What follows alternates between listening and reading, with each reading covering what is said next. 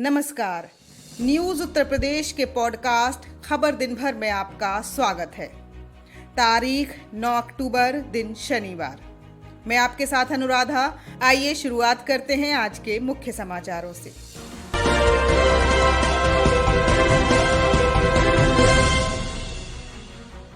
लखीमपुर खीरी मामले में मुख्य आरोपी आशीष मिश्रा आज पुलिस के सामने होगा पेश। अजय मिश्रा ने अपने बेटे को बताया निर्दोष। पीएम मोदी 20 अक्टूबर को कुशीनगर आएंगे। इंटरनेशनल हवाई अड्डे की देंगे सौगात। कांशीराम की पुण्यतिथि पर बसपा का चुनावी शंखनाद। अकाली दल की नेता हरसिमरत कौर भी मायावती के साथ मंच कर सकती हैं साझा। आगरा से आरएलडी बजाएगी चुनावी बिगुल। सपा से गठबंधन पर सस्पेंस बरकरार। वाराणसी एयरपोर्ट पर पकड़ा गया 67 लाख से अधिक का सोना। शारजाह से पहुंचे थे दोनों यात्री। ये थे आज के मुख्य समाचार और अब खबरें विस्तार से।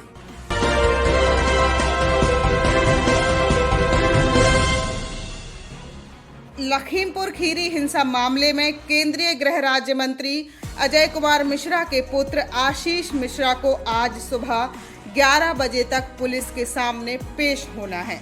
पुलिस ने शुक्रवार को दूसरी नोटिस जारी कर पूछताछ के लिए आज सुबह 11 बजे तक पेश होने का समय दिया है।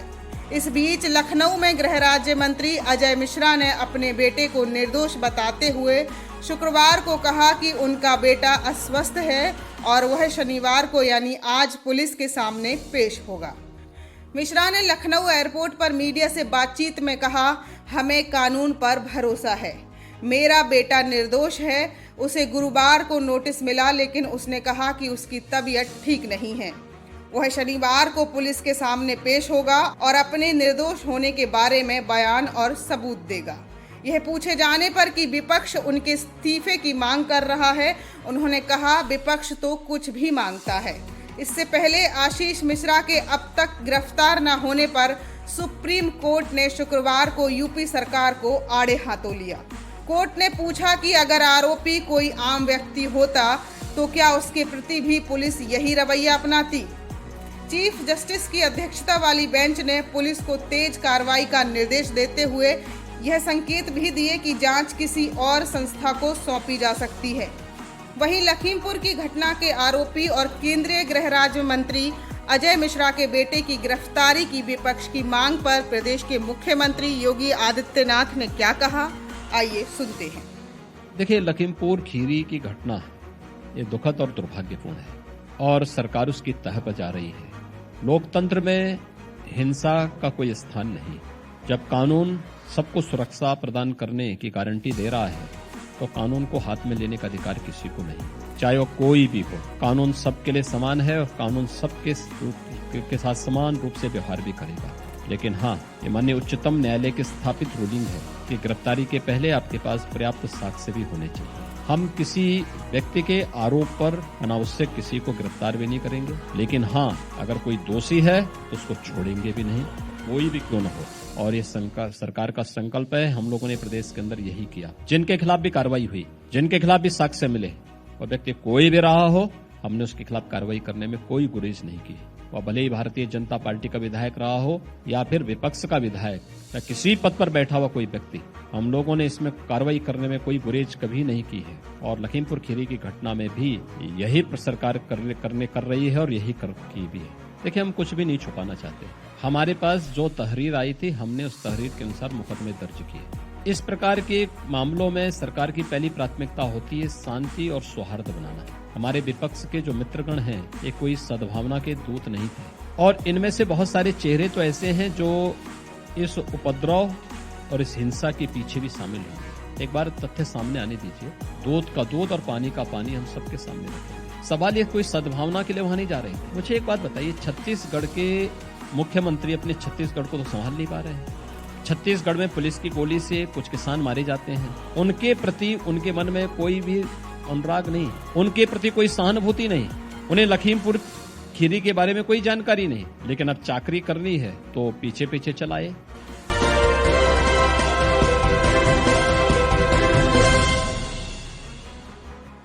प्रधानमंत्री नरेंद्र मोदी एक बार फिर यूपी का दौरा कर सौगात देने वाले हैं।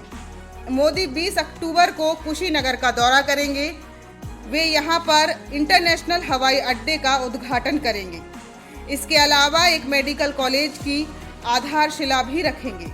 एक वरिष्ठ सरकारी अधिकारी ने बताया कि उद्घाटन समारोह के दौरान यहां जो पहला विमान उतरेगा उससे श्रीलंका के राष्ट्रपति, 125 सदस्यीय श्रीलंकाई प्रतिनिधिमंडल और द्वीप राष्ट्र के बौद्ध तीर्थयात्री यहां पहुंचेंगे। प्रधानमंत्री 7 हेक्टेयर के बड़वा फार्म से एक जनसभा को भी संबोधित करेंगे। मुख्यमंत्री योगी आदित्यनाथ ने शुक्रवार को यहां कुशीनगर के जनप्रतिनिधियों, भाजपा नेताओं और पदाधिकारियों के साथ बैठक की। मुख्यमंत्री ने सांसदों और विधायकों को कुशीनगर में रुककर तैयारियों का जायजा लेने को कहा है।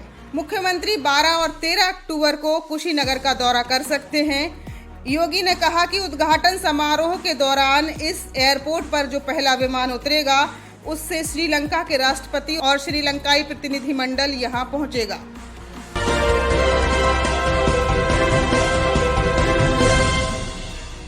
बसपा संस्थापक कांशीराम की पुण्यतिथि पर बसपा प्रमुख मायावती शनिवार को चुनावी शंखनाद करेंगी। लखनऊ में होने वाली श्रद्धांजलि सभा में प्रदेश भर से कार्यकर्ता बुलाए गए हैं। इसे रैली का रूप दिया गया है। इसके बहाने बसपा जहां शक्ति प्रदर्शन करेगी, वहीं आगे के कार्यक्रमों की घोषणा भी करेगी।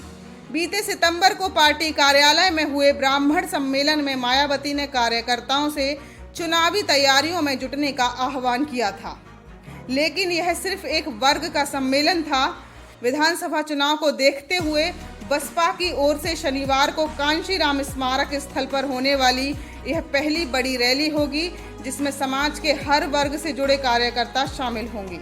सभी जिलों से 2-2 बसों में कार्यकर्ताओं को लाने को कहा गया है। लखनऊ के आसपास के जिलों में बसों की संख्या को बढ़ाने के लिए कहा गया है। पार्टी महासचिव सतीश मिश्रा शुक्रवार देर रात तक तैयारियों पर नजर रखे हुए थे। उन्होंने बताया कि कांशीराम पुण्यतिथि पर इस बार मंडल स्तर पर कोई कार्यक्रम नहीं होगा, सिर्फ लखनऊ में सभा रखी गई है। पंजाब की अकाली दल की नेता हरसिमरत कौर बादल भी इस रैली में मायावती के साथ मंच साझा कर सकती हैं। पंजाब में शिरोमणि अकाली दल के साथ बसपा का गठबंधन हो चुका है। उधर हरसिमरत शुक्रवार को लखीमपुर खीरी के तिकुनिया प्रकरण में पीड़ितों से जाकर मिली थीं और शाम को लखनऊ में ही थीं। माना जा रहा है कि उन्हें भी मंच पर लाकर जहां बसपा पंजाब का गणित समझाएगी, वहीं इस प्रकरण में प्रदेश सरकार को घेरने की भी कोशिश की जाएगी। कांशीराम पुण्यतिथि पर बसपा के नेशनल कोऑर्डिनेटर आकाश आनंद एवं रामजी गौतम तथा राष्ट्रीय उपाध्यक्ष आनंद कुमार हरियाणा में रहेंगे। चूंकि बसपा पंजाब और हरियाणा को भी गंभीरता से लेकर चल रही है, इसलिए इन तीनों को इस दिन हरियाणा में रहने को कहा गया है।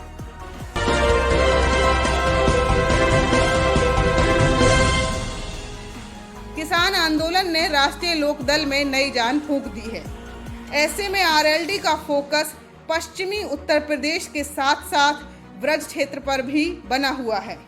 राष्ट्रीय लोकदल ब्रज क्षेत्र में कई सीटों पर अपने प्रत्याशी उतारने वाली है। इसी क्रम में दलितों की राजधानी कहे जाने वाले आगरा में कांशीराम परिनिर्वाण दिवस के मौके पर जयंत चौधरी अकोला में न्याय यात्रा का समापन करेंगी। इस मौके पर एक जनसभा को भी संबोधित करने का कार्यक्रम है।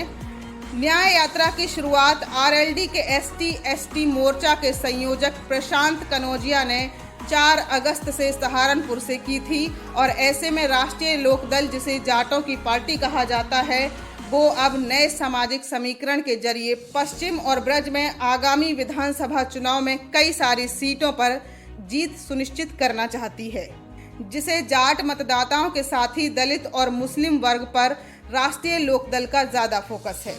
9 अक्टूबर को न्याय यात्रा के समापन अवसर पर आयोजित हो रहे कार्यक्रम के अलावा राष्ट्रीय लोकदल के अध्यक्ष 7 अक्टूबर से चौधरी चरण सिंह की जन्मस्थली नूरपुर से आशीर्वाद पथ नाम से चुनावी रैलियों को आयोजित करना शुरू कर दिया है। प्रथम चरण में आरएलडी 17 चुनावी रैली करने जा रही है। इसी क्रम में 18 अक्टूबर को किरावली कस्बे में जयंत चौधरी एक बड़ी जनसभा को संबोधित करेंगे। कुल मिलाकर आरएलडी आगरा में खाता खोलने को बेकरार दिख रही है। इसको लेकर राष्ट्रीय प्रवक्ता पवन आगरी कहते हैं, जयंत चौधरी जी ने जिस तरह से सर्व समाज के लोगों को पार्टी में निरंतर शामिल किया है, मैं भी वैश्य परिवार से आता हूं, मुझे राष्ट्रीय प्रवक्ता की जिम्मेदारी उन्होंने दी है और निश्चित रूप से जो आप कह रहे हैं कि ब्रज क्षेत्र पर भी उन्होंने अपना पूरा फोकस रखा है।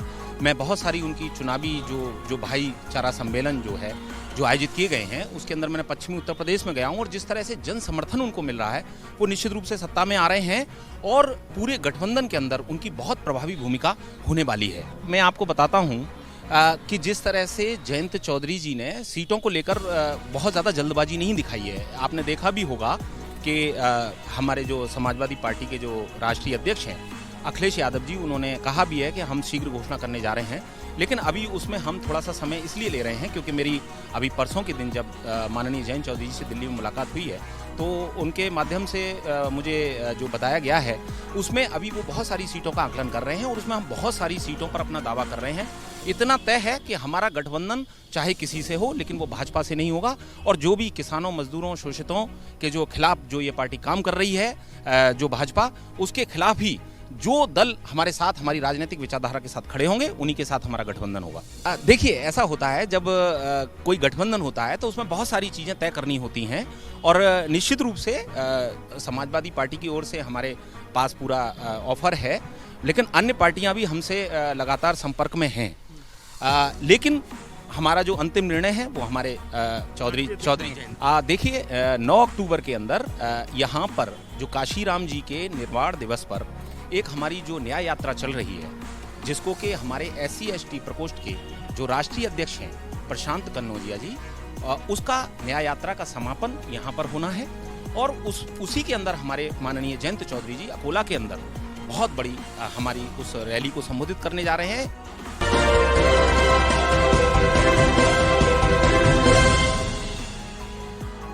शारजाह से शुक्रवार को वाराणसी के लाल बहादुर शास्त्री इंटरनेशनल एयरपोर्ट पर पहुंचे 2 यात्रियों के कब्जे से कस्टम की टीम ने 67 लाख रुपए का सोना पकड़ा। सोना जब्त करते हुए दोनों यात्रियों को गिरफ्तार कर लिया गया। बरामद सोने का वजन 1400.210 ग्राम है। दोनों यात्री इमरजेंसी लाइट में बैटरी के स्थान पर सोना छुपा कर लाए थे। लाल बहादुर शास्त्री इंटरनेशनल एयरपोर्ट पर शुक्रवार सुबह 7 बजे शारजाह से पहुंचे एयर इंडिया एक्सप्रेस के विमान की यात्रियों की कस्टम टीम द्वारा जांच की जा रही थी। जांच में एक्सरे के दौरान मऊ जिले के भटकल निवासी रामविलास और कुशीनगर जिले के आंबा निवासी रियाज अंसारी नामक 2 यात्रियों के लगेज में सोना होने की जानकारी मिली। कस्टम टीम द्वारा लगेज खोलकर चेक किया गया तो लगेज के अंदर रखे इमरजेंसी लाइट में बैटरी निकालकर उसके स्थान पर सोना छुपाया गया था। बरामद किए गए सोने को जब्त करने के साथ ही पकड़े गए यात्रियों को कस्टम टीम ने न्यायालय में प्रस्तुत किया।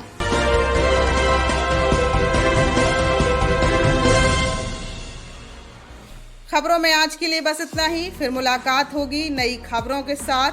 तब तक के लिए नमस्कार।